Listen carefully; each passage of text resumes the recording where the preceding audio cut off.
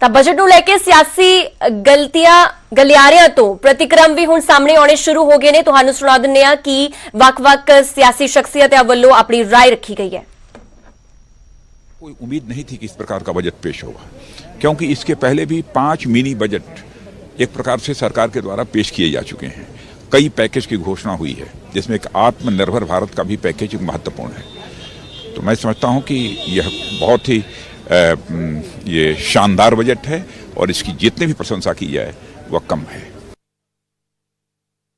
बड़े प्रमाण पर इंपोर्ट करने वाले ऑटो स्पेयर पार्ट्स पर ड्यूटी बढ़ाई गई, उसके कारण मेक इन इंडिया और मेड इन इंडिया को बढ़ावा मिलेगा। और ये जो 4.5 लाख करोड़ की इंडस्ट्री है, ये पिछले साल तक यानी आने वाले साल को पूरा करेंगी तो 6 लाख करोड़ की हो जाएगी। और ये देश में सबसे ज़्यादा एम्प्लॉयमेंट पोटेंशियल देने वाली इंडस्ट्री है। अब इसमें और दूध में शक्कर है, स्क्रैपिंग पॉलिसी जाहिर हुई है। अब स्क्रैपिंग पॉलिसी के बेनिफिट्स काफ़ी बड़े हैं। तो जो गाड़ी स्क्रैप करेगा वो नई लेने वाला ही है, तो ये ऑटोमोबाइल इंडस्ट्री को और बढ़ावा मिलेगा। मैंने ट्रांसपोर्ट मंत्री होने के नाते एयर बैग्स को भी मैंडेटरी किया है, तो ये मुझे लगता है ये सब फायदा होगा। इससे करीब 10,000 करोड़ की नई इन्वेस्टमेंट आएगी और करीब 50,000 नए जॉब क्रिएट होंगे ये स्क्रैपिंग पॉलिसी के कारण। और ये जो नेशनल पाइपलाइन जो बनी है इंफ्रास्ट्रक्चर की, इसमें स्टेट गवर्नमेंट का भी कंट्रीब्यूशन है, उनको भी मदद मिलने वाली है और पब्लिक प्राइवेट इन्वेस्टमेंट को मिलने वाली है। तो सबसे पहली बात तो इंफ्रास्ट्रक्चर के लिए मैं प्रधानमंत्री जी को और वित्त मंत्री जी को धन्यवाद दूंगा। और हमारा बजट भी जो 91,000 से अब 1,18,000 करोड़ तक बढ़ा है, तो ये भी बहुत अच्छा है कि जिसके कारण इसमें काफ़ी गति आएगी। ये बजट में असाधारण स्थिति में बड़े साधारण और एक निजीकरण की राह पकड़ते हुए सरकार खुद को बचाना चाहते हैं। स्थिति असाधारण, बजट निजीकरण की राह पे चले। दूसरी बात, ये बजट में अगर देखा जाए सही ढंग से तो देखने को मिलता है कि कुछ राज्यों में चुनाव है, चुनाव के मद्देनजर रोड फॉर वोट बना दिया।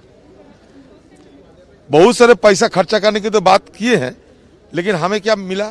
कोई ग्रांट नहीं मिला। हमारी ये उम्मीद था कि सरकार कैश ट्रांसफर करेगी गरीब लोगों को बचाने के लिए, कंजम्पशन एक्सपेंडिचर के लिए कुछ करेगा, लेकिन कुछ नहीं।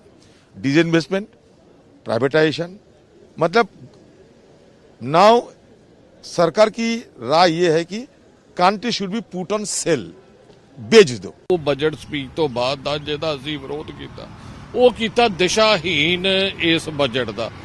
ਇਸ ਬਜਟ ਦੇ ਵਿੱਚ ਕੁਝ ਵੀ ਨਹੀਂ ਹੈਗਾ। ਇਸ ਬਜਟ 'ਚ ਦੇਸ਼ ਨੂੰ ਪ੍ਰਾਈਵੇਟਾਈਜ਼ ਕਰਨ ਦੀ ਜਿਹੜੀ ਇਹਨਾਂ ਨੇ ਨਵੀਂ ਸਪੀਡ ਫੜ ਲਈ ਆ। ਮੈਨੂੰ ਇਹ ਲੱਗਦਾ ਕਿ ਜਿਸ ਢੰਗ ਦੇ ਨਾਲ ਇਹਦੇ ਵਿੱਚ ਪ੍ਰਾਈਵੇਟਾਈਜੇਸ਼ਨ ਬੇਸ ਬਜਟ 'ਚ ਕੀਤੀ ਗਈ ਆ, ਇਹ ਮੋਦੀ ਸਾਹਿਬ ਹੀ ਇਕੱਲੇ ਰਹਿ ਜਾਣੇ ਆ। ਸੂਬੇ ਦੀਆਂ ਸਰਕਾਰਾਂ ਵੀ ਇਹਨਾਂ ਪ੍ਰਾਈਵੇਟਾਈਜ਼ ਕਰ ਦੇਣੀ ਆ, ਉਹ ਵੀ ਪੂੰਜੀਪਤੀਆਂ ਦੇ ਹੱਥ ਵਿੱਚ ਦੇਣ ਦੀ ਕਵਾਇਦ ਜਿਹੜੀ MSP ਦਾ ਤੇ ਐਲਾਨ ਦੇ ਸਰਕਾਰ ਕਰ ਦਿੰਦੀ ਹੈ। ਪਰ ਕੀ MSP ਦੇ ਉੱਤੇ ਸਰਕਾਰੀ ਖਰੀਦ ਹੋਊਗੀ? ਉਹ ਬਿਲਕੁਲ ਨਹੀਂ। ਉਸ ਦੇ ਉੱਤੇ ਖਾਮੋਸ਼, ਉਹਦੇ ਤੇ ਕੋਈ ਜਵਾਬ ਹੀ ਨਹੀਂ ਦਿੰਦੇ, ਉਹਦੇ ਤੇ ਸਾਡੇ ਨਾਲ ਵਾਅਦਾ ਹੀ ਨਹੀਂ ਕਰਦੇ।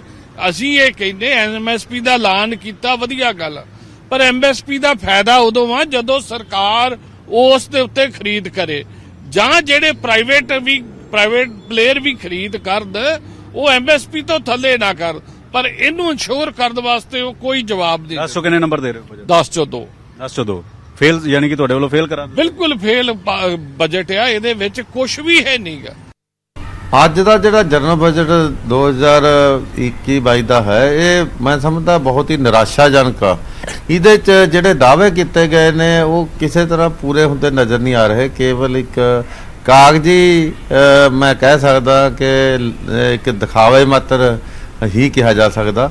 ਤੇ ਜਿਹੜੇ ਗੱਲ ਵੀ ਕੀਤੀ ਗਈ ਹੈ, ਜਿਵੇਂ 13% GDP ਦਾ 13% ਕੇਵਲ ਆਰਥਿਕ ਪੈਕੇਜ ਦੇ ਤੌਰ ਤੇ ਦੇਣਾ, ਜਦੋਂ ਕਿ ਆਪ ਮੰਨਿਆ ਜਾ ਰਿਹਾ ਕਿ ਜਿਹੜੇ ਵਿਕਾਸ ਦਰ ਘਟੀ ਆ ਕਰੋਨਾ COVID-19 ਕਰਕੇ, ਜਾਂ ਦੇਸ਼ ਦੀ ਸਮੁੱਚੀ ਆਰਥਿਕਤਾ ਜਿਹੜੀ ਆ ਡਾਊਨ ਆਈ ਆ, ਤੇ ਉਹਦੇ 'ਚ 13% ਹੀ ਕੇਵਲ GDP ਦਾ ਆਰਥਿਕ ਪੈਕੇਜ ਦੇਣਾ ਬਹੁਤ ਹੀ ਛੋਟੀ ਗੱਲ ਆ।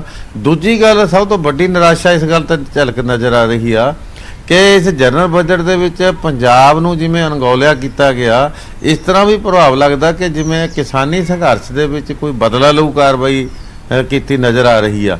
1,18,000 ਕਰੋੜ ਰੁਪਏ ਦੀਆਂ ਨੈਸ਼ਨਲ ਹਾਈਵੇ ਸੜਕਾਂ ਦਾ ਜਿਹੜਾ ਰੱਖਣਾ ਤੇ ਉਹਦੇ 'ਚ ਪੰਜਾਬ ਨੂੰ ਬਹੁਤ ਹੀ ਨਾਮਾਤਰ ਹਿੱਸਾ ਦੇਣਾ ਤੇ ਇਸੇ ਤਰ੍ਹਾਂ ਰੇਲਵੇ ਪ੍ਰੋਜੈਕਟਾਂ ਵਿੱਚੋਂ 40,000 ਕਰੋੜ ਦੇ ਵਿੱਚੋਂ ਬਿਲਕੁਲ ਪੰਜਾਬ ਨੂੰ ਸਾਫ਼ ਹੀ ਕਰ ਦੇਣਾ ਤੇ ਫਿਸ਼ ਹੱਬ ਵੀ ਜੇ ਬਣਾਏ ਉਹਦੇ 'ਚ ਵੀ ਪੰਜਾਬ ਨੂੰ ਅਣਗੌਲਿਆ ਕਰ ਦੇਣਾ।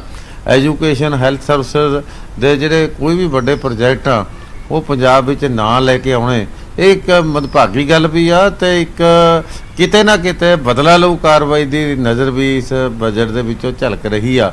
ਬਾਕੀ ਜੋ ਮਹਿੰਗਾਈ ਵੱਧ ਰਹੀ ਆ ਜਾਂ ਇਸਪਾਤ ਦੀਆਂ ਕੀਮਤਾਂ ਬੜੀ ਤੇਜ਼ੀ ਨਾਲ ਵਧੀਆਂ ਨੇ, ਉਹਨਾਂ ਨੂੰ ਜਿਹੜਾ ਘਟਾਉਣ ਦਾ ਯਤਨ ਕੀਤਾ ਉਹ ਸਵਾਗਤਯੋਗ ਆ। ये आधारहीन बजट है, तर्कहीन बजट है। सरकार कर्जे ले करके कैपिटल बढ़ा रही है, सरकारी कंपनियों को बेचा जा रहा है, सरकार अपना एसेट बेच रही है। और ये बजट में मैंने देखा है कि ये दाल चना सब महंगा हो गया है। भैया पेट्रोल डीजल पे आपने 4% एसेस लगा दिया, एग्रीकल्चर का भट्ठा बढ़ा रहे हो और साथ में आपने इंडस्ट्री का भी भट्ठा बैठाया, आम लोगों को के आपने जेब पे ढाका डाला है। भैया ये एसेसरी सारी महंगी है, मोबाइल महंगे हो गए और उन स्पेयर पार्ट महंगे हो गए। आप कह रहे हो कि ये जो बजट है ये देश में पहला पेपरलेस बजट है। भैया ये जो बजट है ये बेसलेस बजट है, ये गलत बजट है। ये बजट देश का भट्ठा बिठाएगा, देश को